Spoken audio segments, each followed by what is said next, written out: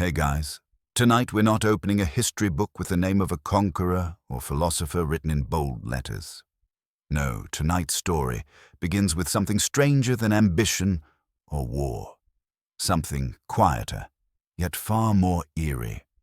The kind of tale that even made the medieval church, a place quite used to bizarre happenings, pause in confusion and mutter, "All right, that's peculiar." So, before you settle in, make yourself comfortable. Maybe dim the lights, let the hum of a fan drift through the air, and lean back. Tonight's story doesn't roar into history with thunder, but it creeps in, soft-footed and strange. Let's travel back to the middle of the 12th century. England in the year 1145 was a place where half the population thought Latin was just a type of punishment and the other half couldn't quite figure out how shoes were supposed to work. Names weren't so much chosen as recycled endlessly, and if you didn't meet a William or a Henry within 5 minutes of arriving in town, you were probably lost. In the cathedral city of Winchester, two noble families, respectable, land-owning, and utterly unremarkable, welcomed newborn sons within weeks of each other. Naturally, they both named their boys William. Because originality in the 12th century wasn't just rare, it was downright discouraged. But what happened next defied coincidence. These weren't just two boys who happened to share a name. They were, by all accounts, mirror images. Both were baptized in the same month by the same overworked and possibly hungover priest. Some said the baptismal water had been borrowed from a more sacred source, though it's unclear whether that made the ritual holier or just more stolen. They grew up in the same city, trained under the same swordmaster, learned to read from the same monks, and, according to one observer, developed the same irritating smirk. As they reached adulthood, the similarities intensified. They bore matching shoulder-length hair that hung like a curtain of damp straw, an apparent fashion choice at the time. Even the scars on their faces matched. One cheek each was marked by an identical gash, both earned in the same clumsy jousting accident during a festival. To make matters worse, or perhaps more amusing, they each married women named Alice. Whether this was fate, laziness, or some bizarre social requirement remains unclear. It didn't take long for rumors to take root. In an age where superstition passed for explanation, many began to see their uncanny likeness as a divine omen. The monks who dutifully recorded such things called it a sign from the heavens, and, as with most unexplained things in medieval Europe, it was filed under the category of God's mysterious ways. Then came the day that turned eerie into unsettling. One bright spring morning, with the air scented by wildflowers and smoke from cooking hearths, both Williams set off to hunt. Each chose a different forest. Neither knew the other was doing the same. At nearly the exact same hour, deep within the wooded hollows of Hampshire, each man lowered his lance toward a deer, kicked his heels into his horse, and charged. What happened next became the stuff of whispered legend. Both Williams, in separate woods at the same moment, managed to fall forward off their mounts and drive their own lances straight into their chests. The wounds matched, the angles, the depth, even the position of the bodies where they were found. It was as though fate had chosen to mirror its cruelty with theatrical precision. When word reached Winchester, the city didn't react with grief. Not at first. It responded with stunned disbelief. The funeral bells rang for two identical lives that had ended in identical deaths. Services were held at the same church. Two priests, both named Thomas, officiated. The widows, yes, both Alice's, fainted during the same hymn at the exact same verse. People didn't know whether to cry or laugh. The chroniclers wrote the event in tones of wonder, confusion, and even a bit of sarcasm. The bishop declared it an example of divine mystery. The more cynical among the townsfolk began referring to them as the twin Williams, though some joked that the clumsy cousins of destiny might have been more appropriate. To this day, historians can't explain it. Not really. Records exist, scattered and yellowed with time, but the truth remains elusive. Were the similarities exaggerated by generations of storytelling? Perhaps, but even the earliest accounts agreed on the essential facts. Two men, alike in name, face, and fate, had marched in perfect step from cradle to grave. And if there is any truth to the notion that the divine sometimes plays games when bored, perhaps this was one of those moments. After all, if you were God in medieval England, watching generations of peasants farm turnips, argue over saints, and complain about mud, wouldn't you occasionally stir the pot? The world had barely begun to process the strange symmetry of the twin Williams when, just a few decades later, a new tale unfolded, one not of birth and death, but of premonition. The setting was Canterbury, a place soaked in holy reverence and quiet scandal, where cathedrals echoed not just with hymns, but with whispers. It was the year 1170. Within the ancient stones of Canterbury Cathedral, monks moved like shadows. Candles flickered in niches. Vespers were underway, that solemn hour of song and scripture when the soul sought peace and the body yearned for sleep. The chant was steady, voices rising in sacred unison, and then one voice broke. He wasn't shouting. He wasn't even speaking loud. He whispered, "He is dead." The singer next to him faltered. The organ's breath hesitated. The prior turned, startled, his expression halfway between reprimand and confusion. "Who?" someone asked. The monk's name was Edmund. At least, that's how it appeared in the manuscripts. Medieval spelling being what it was, he might also have been recorded as Edmond, Edmin, or simply the one who ruined the hymn. And in the echoing hush that followed, Edmund replied, "The Archbishop." The silence that followed wasn't just devotional. It was complete. No more than a few minutes passed before a figure burst through the cathedral doors. A messenger, drenched in sweat and panic, his cloak crusted with road dust. His voice cracked as he shouted the impossible.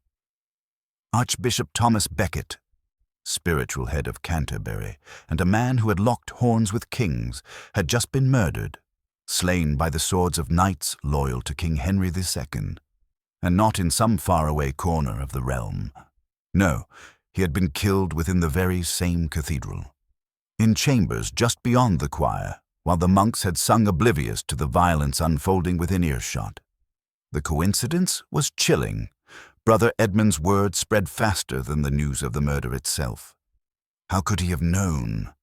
Why had he spoken those words with no prior warning at the precise moment his superior was being struck down? Some whispered that he had been chosen by divine insight. Others said he had always been odd, the sort to flinch before thunder and dream strange dreams.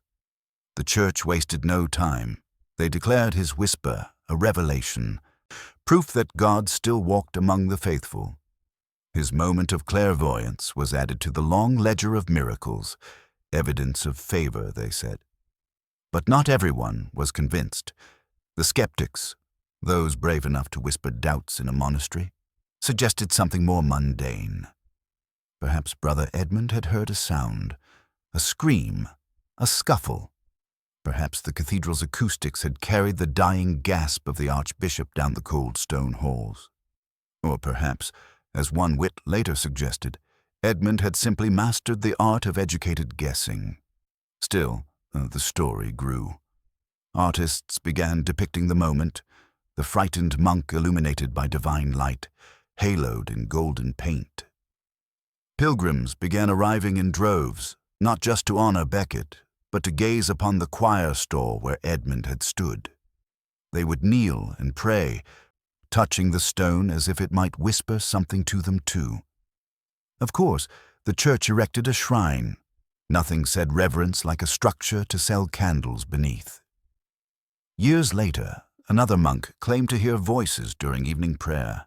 This time, it preceded a fire.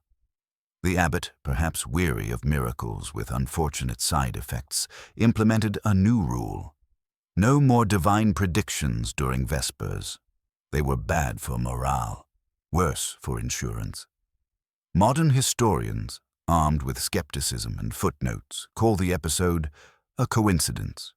A chillingly timed coincidence, yes, but chance nonetheless. And yet, one can't help but wonder.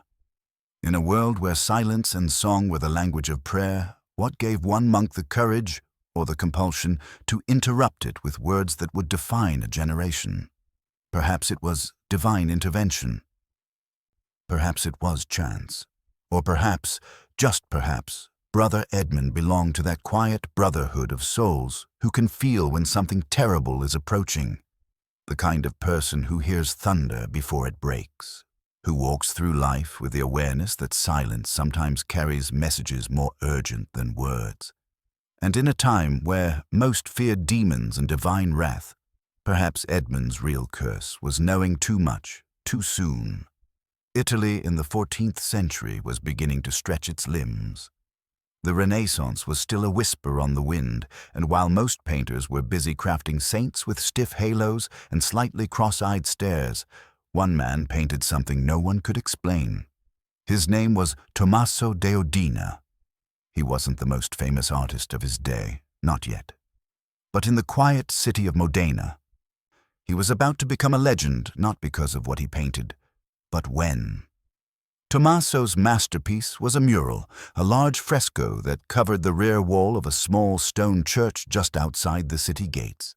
It was meant to depict the virtues of humility and divine vigilance. But what caught people's attention, even then, were the figures that stood center stage. Monks dressed in long robes, their faces hidden behind beaked masks. Not decorative masks or fanciful embellishments, no. These were long, curved, bird-like beaks protruding from the faces, like the snouts of strange creatures from a dream. At the time, no one thought much of it.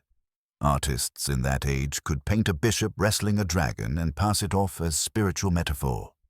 People simply nodded, whispered vague praise, and moved on.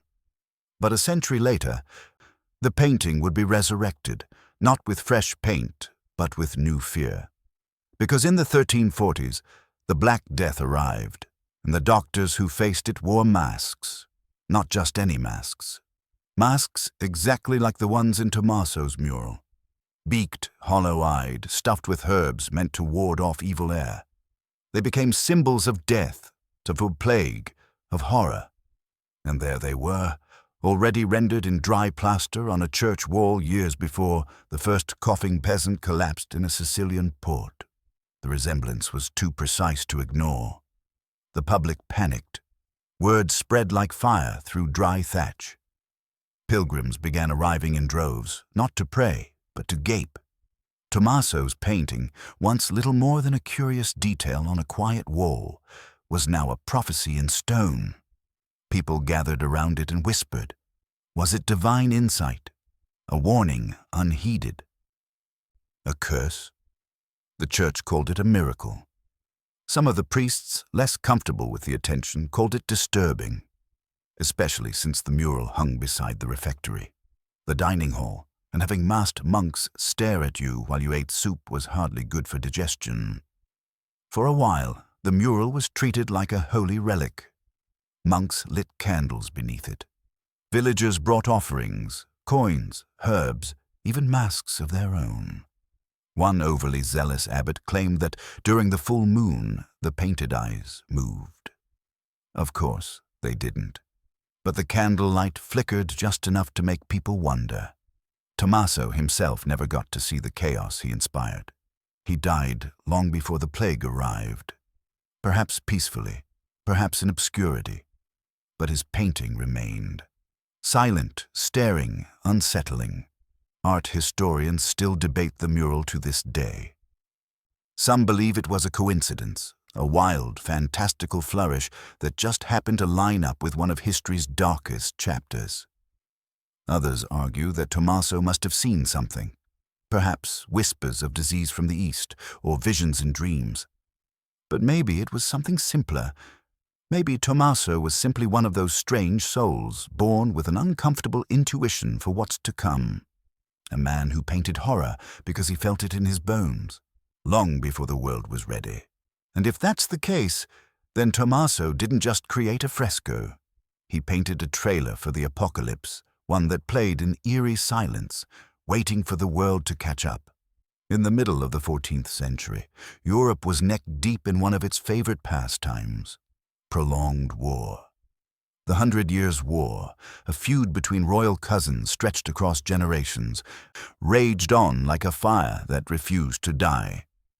It was 1346, and somewhere on the battlefield of Crécy, amid the clash of swords and thunder of hooves, a man who could not see prepared to charge. His name was John, King of Bohemia. Once a warrior of great repute, age and illness had robbed him of his sight, but not, it seemed, of his pride. In most courts, blindness would have meant retirement, a quiet retreat to gardens and gentle prayers. But John was not most kings. War stirred something ancient in him, and when he heard the sound of battle, when the wind carried the screams and steel from the fields, he demanded to ride. His knights pleaded. "Majesty," they said, "you cannot see the enemy." To which he is said to have replied, "Then they cannot see me either." And so 5 knights tied their reins to his. Forming a chain of riders bound by loyalty and a touch of madness, with armor gleaming and banners flapping, they charged, into the fog, into the arrows, into legend. They fought fiercely, though it's unclear how much of the combat was choice and how much was momentum. When the dust cleared, the bodies of John and his escort were found together, still tied at the reins, tangled in death.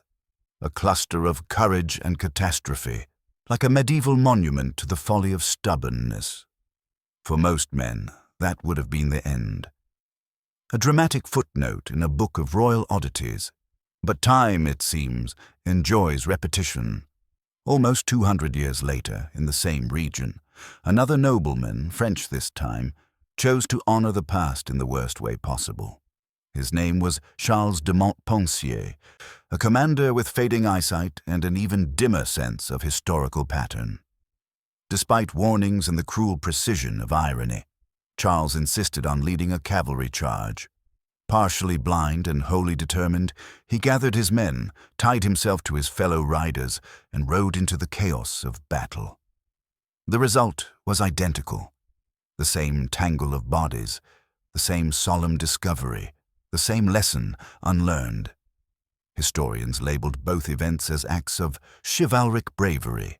Others, perhaps more grounded, called it glorified suicide wrapped in shiny metal. Either way, the outcome never changed. 2 blind men, centuries apart, perished on the same battlefield, by the same method, with the same misplaced belief in noble destiny. And yet, their stories lived on. In Bohemia, John became a symbol of valor. His crest, a circle of feathers, was adopted by armies for generations.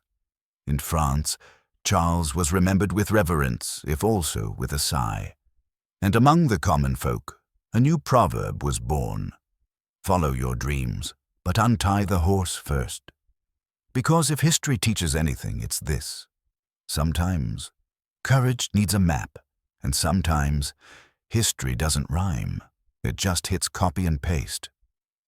In the summer of 1231, the Rhineland was enjoying what passed for peace in medieval Europe. No major wars, only a minor plague or 2, and the usual amount of heresy drifting in from the south. It was, by all accounts, a good year. And in a small Benedictine abbey near Trier, the monks decided to mark the occasion in the most monastic way possible. They would write a book. It wasn't just any book. This was going to be their masterpiece, a beautifully illuminated manuscript titled On the Protection of Holy Houses. The kind of text that combined pious prayers with confident theology and just a pinch of smugness. They wrote carefully, in tight, ornate Latin.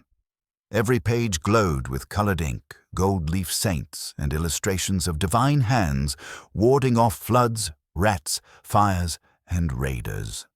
It was, as one monk later put it, a shield made of words. And then they wrote the sentence. On the last page, a flourish of theological confidence. A final line that declared, perhaps too boldly, "This library shall never burn, for it is blessed by the hand of God. If you're wincing, you're not alone."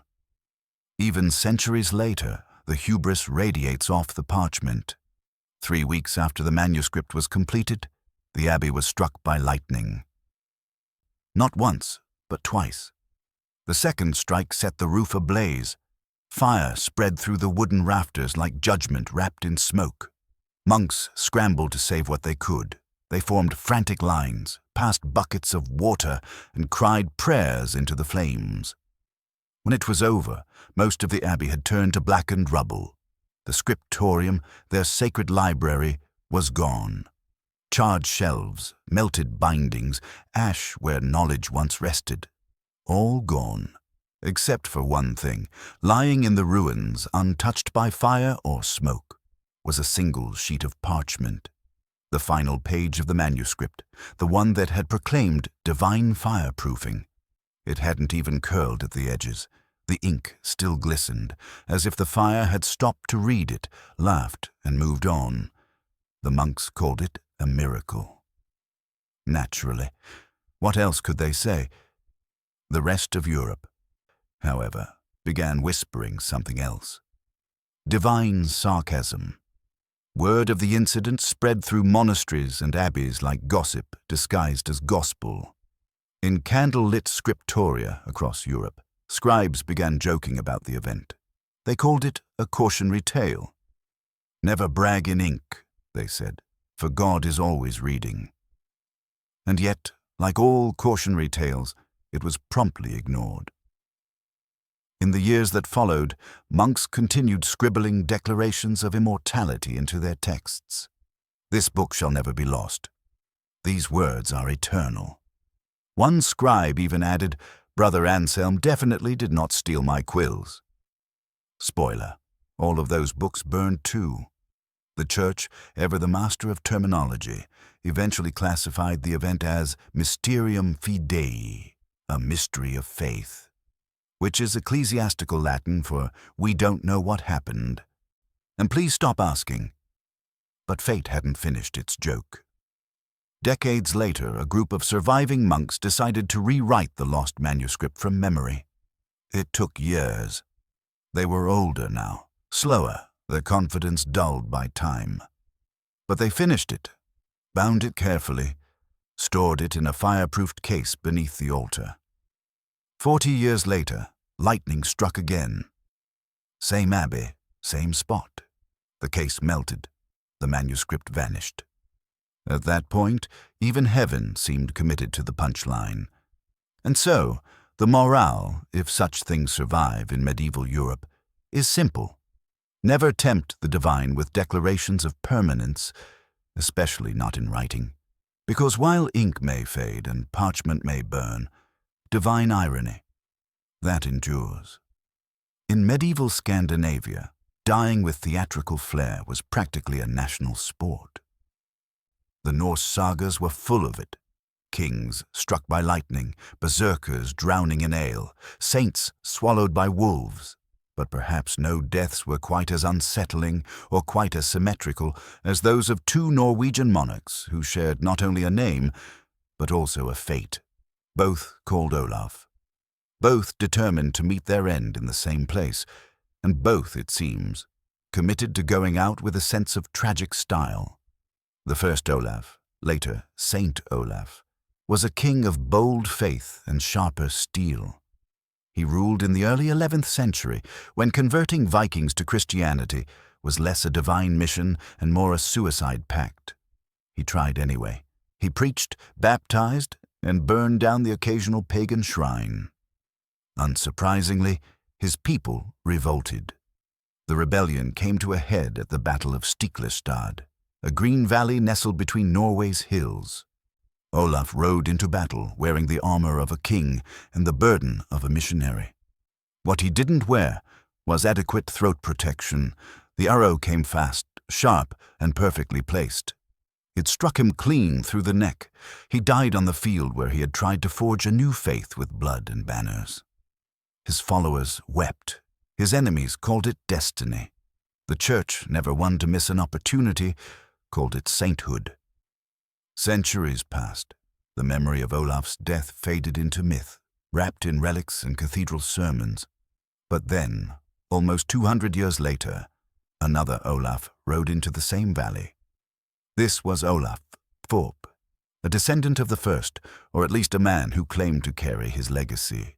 He too was pious, proud, and eager to restore Norway's glory. And for reasons known only to monarchs and madmen, he chose the same battlefield, on the same day, to lead his charge. It's unclear whether this was an act of courage or cosmic comedy. His advisors reportedly warned him the omen was too strong, the date too cursed. But Olaf IV waved them off. "God decides the hour of every king's death," he said. And then he rode into the valley. The arrow came from nowhere. Maybe it was a stray, maybe it was fate, but it struck him in the throat, exactly as it had struck Olaf I. Same place, same injury, same silence afterward. The chroniclers went wild. To them, this wasn't just history, it was scriptural theater, a divine sign, a cosmic message written in blood. The local priests declared the earth beneath Stiklestad sacred, though perhaps haunted was closer to the truth. For a time, pilgrims visited the valley to touch the soil. They said it had turned red with royal blood. Later, geologists would note the soil was simply rich in iron, but medieval peasants didn't study chemistry. They studied omens, and they saw plenty. Even stranger were the rumors that followed.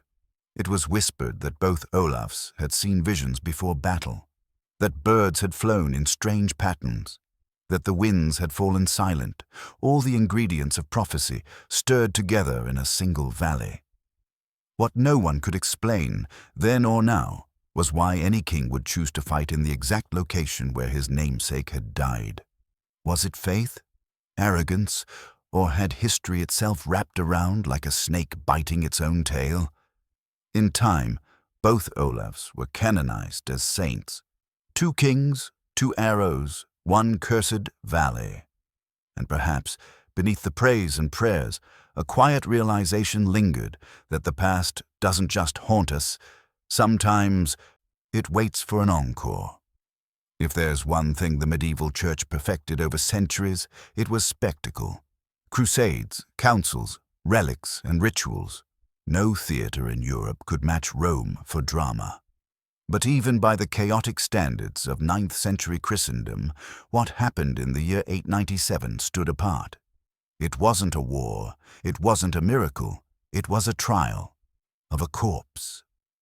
Pope Formosus had been dead for nearly a year when his successor, Pope Stephen VI, decided it was time to dig him up and ask a few pointed questions. The reasons? Complicated, petty, political, as they so often were. Formosus, in life, had been a controversial figure. He made enemies in high places, bishops, nobles, and especially Stephen, who viewed him with a hatred that bordered on obsession. So when Stephen took the papal throne, he didn't just erase Formosus's legacy. He unearthed it, literally. Under cover of darkness or full public view, accounts differ, Formosus's body was exhumed from its crypt. 9 months dead, rotting, brittle, barely held together by bones and old silk. The corpse was dressed in papal robes, propped on a throne and dragged before a council of bishops for the most grotesque legal proceeding in church history. The cadaver synod, they called it. A deacon was assigned to speak on the deceased pope's behalf, a task that must surely rank among the worst jobs ever invented. Stephen, wild-eyed and snarling, leveled charges of perjury, ambition, and unlawful ascension. He screamed at the corpse, accusing it of desecrating the papal office. Witnesses claimed his rage bordered on madness. Others whispered that he had gone too far. The verdict, unsurprisingly, was guilty. Formosis's corpse was stripped of its vestments, its blessing revoked, and, because no punishment is complete without some theatrical flourish, his fingers of benediction were chopped off and his body flung into the Tiber River. Even for Rome, it was excessive. But the story didn't end there. A few weeks later, the city flooded. The Tiber swelled, rose over its banks, and washed through the streets like a divine afterthought. When the waters receded, something strange was found on the steps of St. Peter's Basilica. It was Formosus. His corpse, waterlogged but eerily intact, had floated back into Rome, carried by the current like a ghost returning to the scene of its disgrace. The people called it a miracle. Stephen called it a problem. Not long after, Pope Stephen VI descended into what the Church later called excessive zeal, a polite way of saying he went completely mad. He was imprisoned by his own clergy and later strangled in his cell. Coincidence? Some said yes. Others weren't so sure. What's harder to dismiss is what happened next. Roughly 2 centuries later, another pope, also named Stephen, died on the same day of the same month as the infamous Synod Pope. Stranger still, he died while preaching a sermon about not repeating the sins of his predecessor. Historians dubbed it the Curse of the Cadaver Synod, a name that sounds theatrical until you realize that in medieval Rome, cursed politics and divine irony were often the same thing. After that, the Church quietly agreed that putting corpses on trial was a bad look. Even in an age obsessed with relics, bones, and holy fingers in glass boxes, there were limits. And so Formosus, dead twice over, became a cautionary tale. Not just about revenge, not just about blasphemy, but about the simple truth that in Rome, bad ideas don't die. They just come back, dripping, bloated, and smelling faintly of holy water and spite. Of all the crusades launched from the battered heart of Europe, none were quite as strange, or as heartbreaking, as the one led not by kings, knights, or seasoned warriors, but by children. It was the summer of 1212 when logic quietly excused itself from the continent and faith, raw and unfiltered, took the wheel. It began with visions. A shepherd boy named Stephen of Cloyes, barely old enough to shave, claimed that angels had spoken to him. Not in dreams, not in riddles, but plainly in the fields of rural France. They told him he had been chosen to lead a crusade, not with swords, but with innocence. If only the pure of heart walked to Jerusalem, he said, God would part the sea like he once did for Moses. The Holy Land would fall without a single drop of blood. Word spread like wildfire through villages and towns. Thousands of children, French, German, even a few from Italy, dropped their tools, left their homes, and joined the march. They wore wooden crosses, carried bread in sacks, and sang hymns as they walked. Some were orphans, others were younger sons passed over for inheritance. Many were simply caught in the tide of mass devotion. Behind them, parents wept. Ahead of them, the Mediterranean shimmered like a promise. They called it a crusade of the pure. But purity did not feed them. It did not shield them from hunger, wolves, fever, or sun. The roads were cruel. Bandits trailed them like vultures. Towns along the way turned them away, confused or afraid. And yet they marched on because they believed that when they reached the sea, it would open. It didn't. When the first group reached the Mediterranean coast, they stood in silence. The water, deep and blue, remained stubbornly liquid.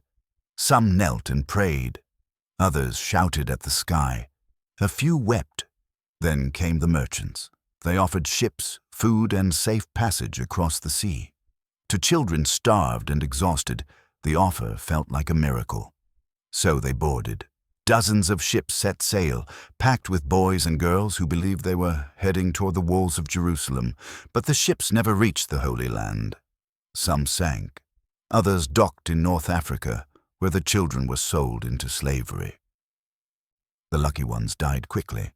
The others vanished into foreign markets, their songs of faith drowned by chains and foreign tongues. Back in Europe, the tragedy spread slowly, like an ache you only feel after it's too late. A few survivors stumbled home years later, older, bitter, and branded by grief.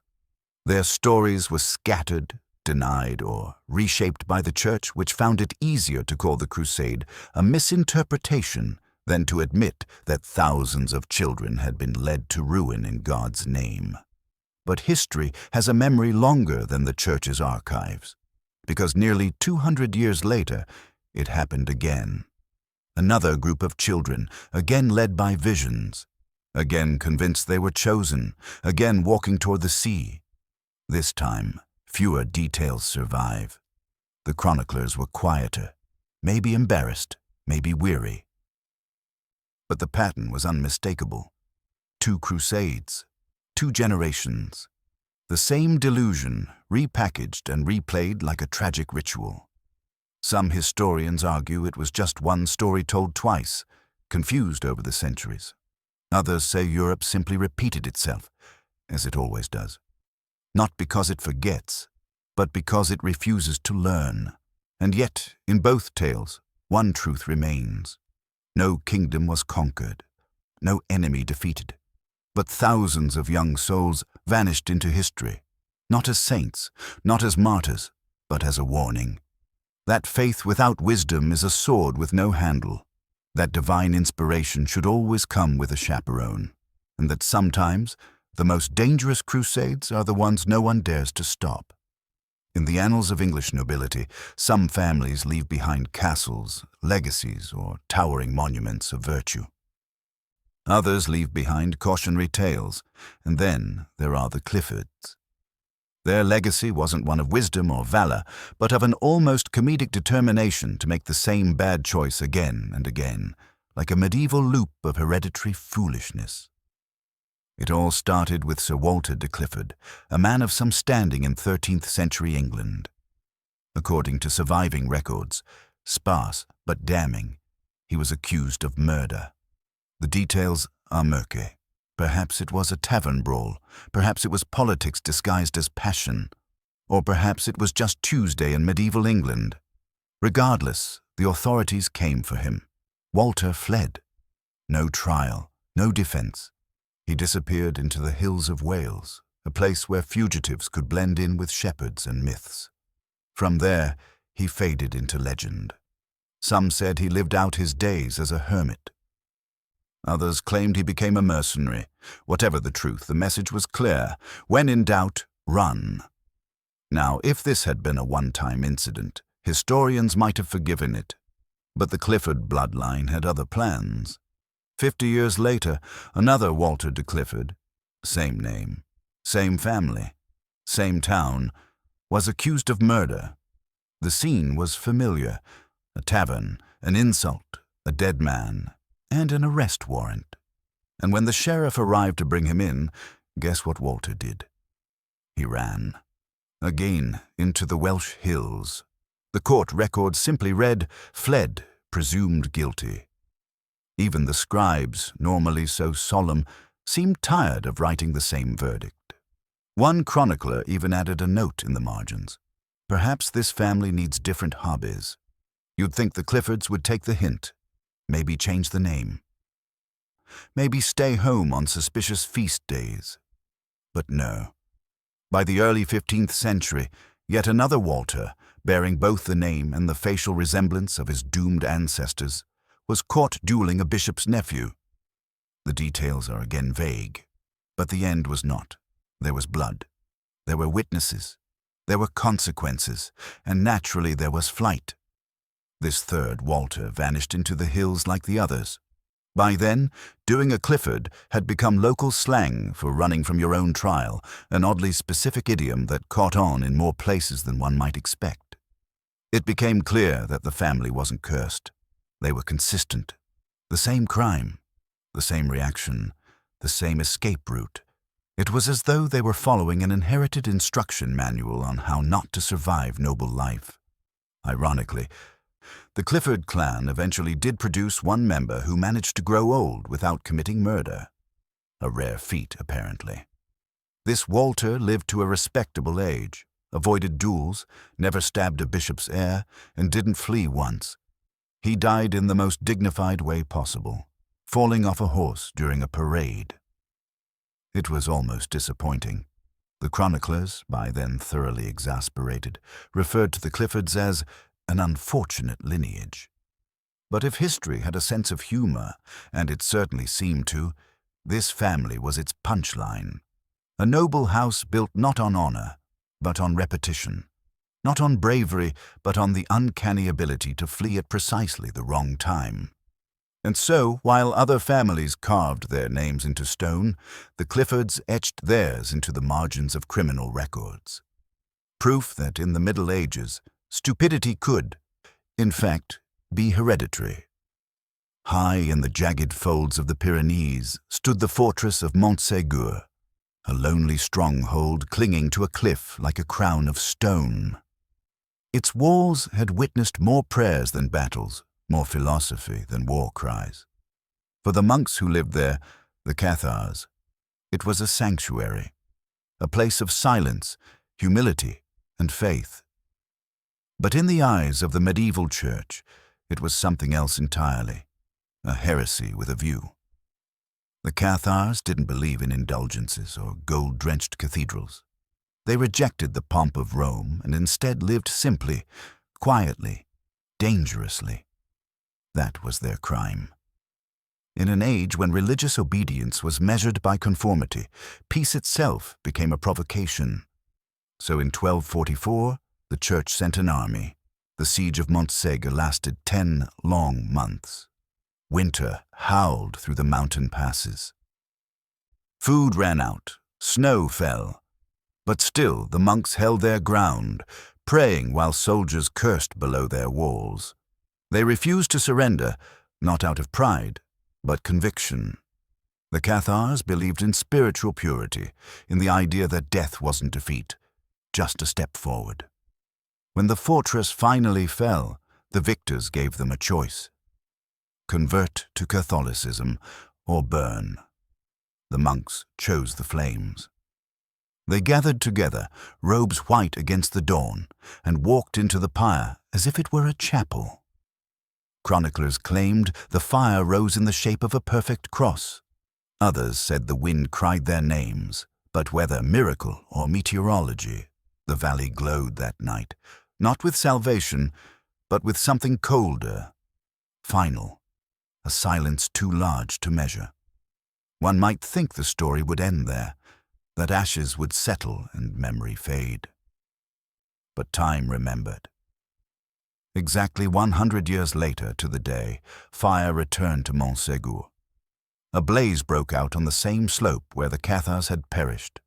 There were no monks this time, no siege, no soldiers, only flame.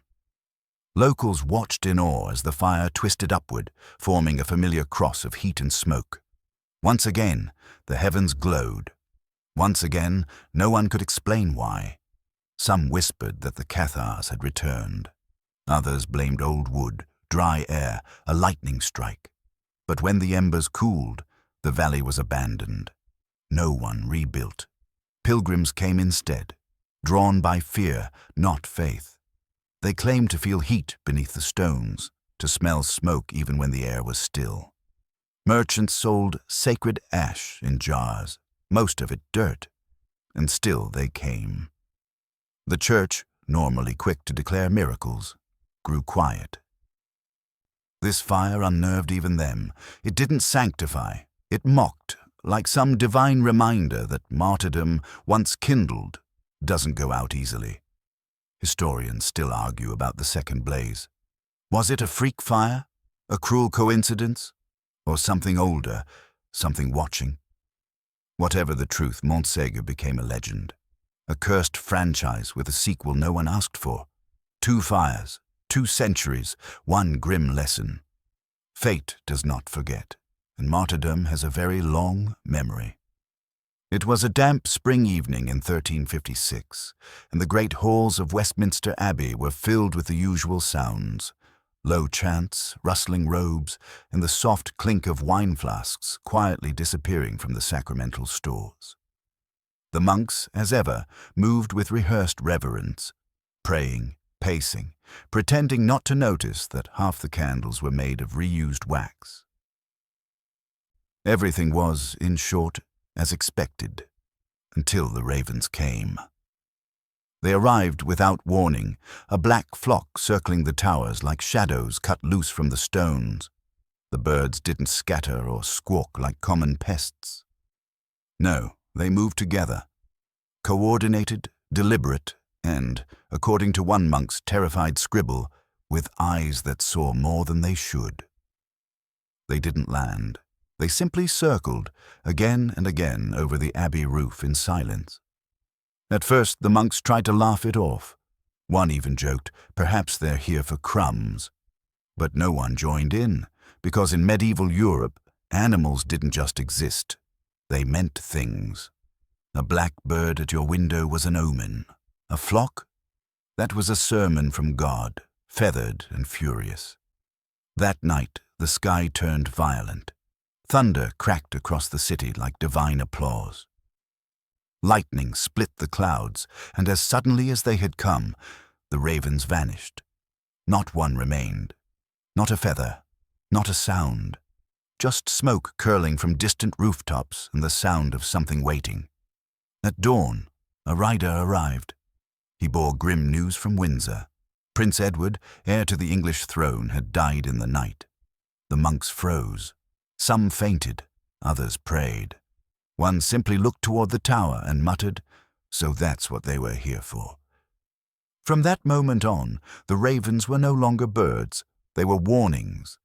The tales spread quickly, embroidered by fear and devotion. Pilgrims came to see the abbey where God's messengers had flown. Painters depicted the birds with burning red eyes and wings like cloaks of ink. A new phrase entered the monkish vocabulary: the prophecy of the ravens. It didn't end there. Years later, the birds returned. Same black wings. Same silent circling. This time it was Edward III's grandson who died suddenly, and this time the monks didn't wait for the message. They began fasting immediately. The abbey fell into hushed dread, waiting for death's footsteps behind every sermon. The pattern was now unmistakable. Eventually, even the kings took notice. Charles II, famously superstitious and politically anxious, issued a royal decree: there must always be ravens at the Tower of London, not because he liked birds, but because he feared what might happen without them. And so, centuries later, ravens still strut proudly across the tower's grounds, pampered and preened like feathered aristocrats. Tourists smile and snap photos, but behind the tradition lies something older, something darker, a superstition turned state policy. Historians call it myth, a nice story wrapped in royal folklore. But in the right light, when the wind shifts and the sky goes gray, you might still see them circling, watching, reminding the world that sometimes even birds carry the weight of prophecy. And somewhere in the heavens, the original flock may still be laughing, for with one perfectly timed flight, they earned eternal job security. In the year 1066, the fate of England was decided by blood, ambition, and very poor timing.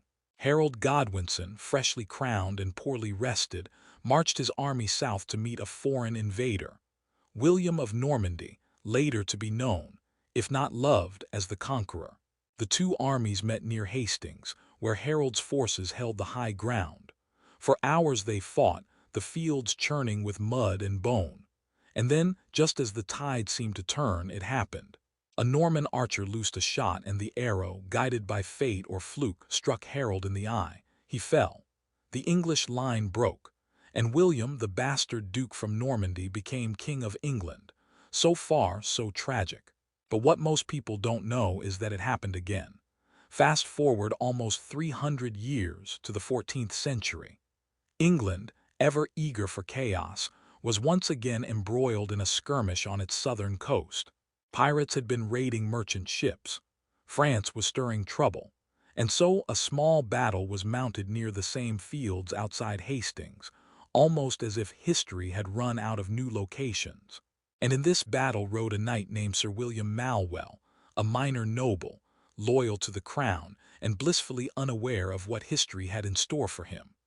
William had trained for war, wore fine plate armor, and charged bravely into battle. But fate, as it turns out, has a wicked sense of irony, because during the chaos, a stray arrow arced high above the field and struck Sir William directly in the eye. Witnesses were stunned, not just by the wound but by the eerie precision of the repetition. Same name, same place, same injury. Some claimed it was divine punishment, that England had never truly atoned for the blood of 1066. Others whispered that the ground itself remembered, and had simply claimed what it was owed. But the strangest detail came later. When Malwell's body was recovered, scribes discovered he had been reading a chronicle of the Battle of Hastings just days before the fight. In fact, one of the last entries in his journal read, "Harold died by the eye, a cursed shot. Curious." Curious indeed. The church tried to suppress the story, too unsettling, too superstitious, but soldiers spoke of it in hushed voices. Archers began referring to a ghost wind that lived over Hastings, guiding arrows where they shouldn't go.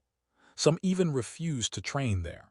And to this day, modern reenactors who stage performances on those ancient fields sometimes wear goggles, not for safety, but out of tradition. You can laugh, but the field doesn't. Because in the archives of British military history, there are two Williams who died in Hastings, and both of them died by the eye, by an arrow, by the sort of coincidence that makes historians reach for the bottle. Everyone remembers the Great Fire of London, or at least the shorthand version. 1666, fire, panic, wooden houses, and toasted rats. The story begins on Pudding Lane, where a baker named Thomas Farriner locked up his shop for the night. He believed the oven's embers were dead. They weren't. The flames crept silently at first, licking the wooden beams, crawling upward like a patient predator. Then the wind caught hold, and by dawn, London was an inferno. It took 4 days to burn. Over 13,000 houses were lost. St. Paul's Cathedral collapsed in a shower of sparks. The River Thames boiled with debris. And Thomas Farriner. He survived, barely, and insisted until his death that it was not his fault. History, however, had already made up its mind. His name was etched into the ashes of the city. A baker's error turned into a national trauma, but London moved on. Rebuilt, reinvented. The fire was immortalized in paintings, sermons, and the towering monument to the Great Fire, which, because irony is immortal, was placed just steps from Farriner's original bakery. And that should have been the end. But London, it turns out, had a sequel planned.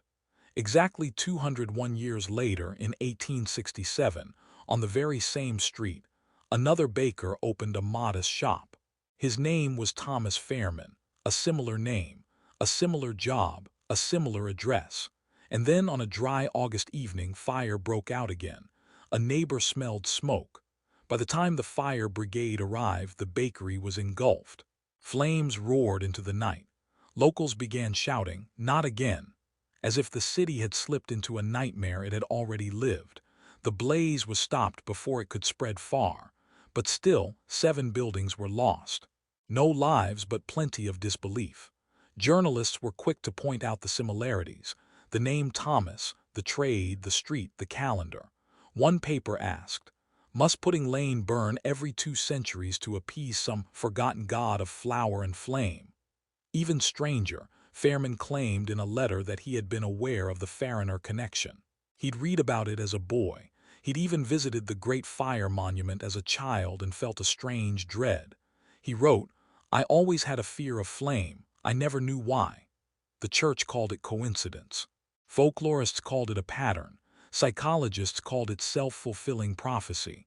But Londoners, they called it cursed. After that, no baker ever reopened a shop on that spot again. The city repaved the road. The plaque on the wall quietly disappeared. Tour guides still tell the tale, but only in whispers, like they're afraid the ovens might hear. Because if there's one thing history has taught Londoners, it's this: don't trust the baker on Pudding Lane, especially if his name is Thomas. In the quiet corners of 17th century Europe, long before telescopes became sleek instruments of science, stargazing was still a delicate dance between math, mysticism, and madness. One of the men who walked that line was Elias Braun, an obscure German astronomer with a sharp mind and a deeply troubled imagination. Braun wasn't famous. He didn't lecture in royal courts or name stars after dukes. He worked alone, mostly at night, scribbling charts by candlelight and muttering equations to himself. What made him different was what he claimed to see: not stars, not comets, but a fall. In 1678, Braun wrote a paper, never published, only discovered later in a forgotten trunk, that detailed a bizarre hypothesis. He claimed he had observed celestial patterns that suggested a large object would one day strike the Earth in a specific location, the forest outside a village called Nordlingen in southern Germany. At the time, the idea of meteor impacts was scientific blasphemy. The heavens were believed to be perfect, unchanging. Stones did not fall from the sky. If they did, they were labeled acts of God or ignored entirely. Braun's peers dismissed him. Some mocked, others worried. The church, always alert to potential heresy, suggested he return to theological studies. So Braun went silent. He moved to a monastery and died in obscurity. His warning, like his telescope, was packed away and forgotten, until 233 years later. In 1911, a man named Klaus Braun, great-great-great-grandson of Elias, was hiking near the same Nordlingen forest. He was not an astronomer. He was a schoolteacher on holiday, unaware of his ancestors' odd obsessions.